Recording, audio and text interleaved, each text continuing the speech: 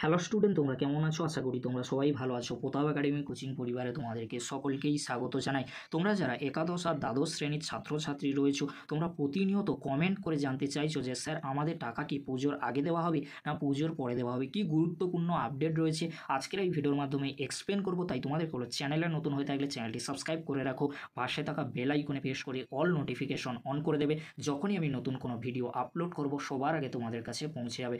চলো বেশি দেরি করবো না, শুরু করা যাক। প্রথমেই তোমাদেরকে বলে রাখি, তোমরা যারা একাদশ শ্রেণীর ছাত্রছাত্রী রয়েছো, তোমাদের সেমিস্টার সিস্টেম অনুযায়ী একাদশ শ্রেণীর পরীক্ষা রয়েছে 13ই সেপ্টেম্বর থেকে। তোমরা ভালো করে এক্সাম প্রিপারেশান নাও। তোমরা ইউটিউব কিংবা গুগলে বারবার সার্চ করো না ট্যাবের টাকা কবে দেওয়া হবে, ট্যাবের টাকা আমরা কবে পাবো। আর তোমরা বারবার আমাকে কমেন্ট করে জানতে চাইছো যে স্যার আমাদের একাদশ শ্রেণীর ট্যাবের টাকা কবে দেওয়া হবে। তোমাদেরকে বলে রাখি, তোমাদের টাকা যথা সময় দেওয়া হবে, পুজোর আগে হোক পুজোর পরে, তোমরা অবশ্যই টাকা পাবে। কারণ তোমাদেরকে আমি একটি ভিডিওতে জানিয়েছিলাম যে তরুণের স্বপ্ন প্রকল্পের মূল লক্ষ্য ছিল কি, রাজ্যের ছাত্রছাত্রীদের ডিজিটাল শিক্ষায় ট্যাব বিতরণের মাধ্যমে ছাত্রছাত্রীরা অনলাইন ক্লাস, গবেষণা এবং অন্যান্য শিক্ষাগত কার্যকলাপে আরও সহজে অংশগ্রহণ করতে পারবে। তোমরা হয়তো ভেবেই নিয়েছো যে এই প্রকল্পের টাকা পুরোপুরি বাতিল হয়েছে। তোমাদেরকে বলে রাখি, বাতিল করা হয়নি। শিক্ষা দপ্তরের তরফ থেকে জানানো হয়েছে যে প্রশাসনিক ও প্রযুক্তিগত কিছু কারণে এই প্রকল্পটি সাময়িকভাবে স্থগিত করা হয়েছে।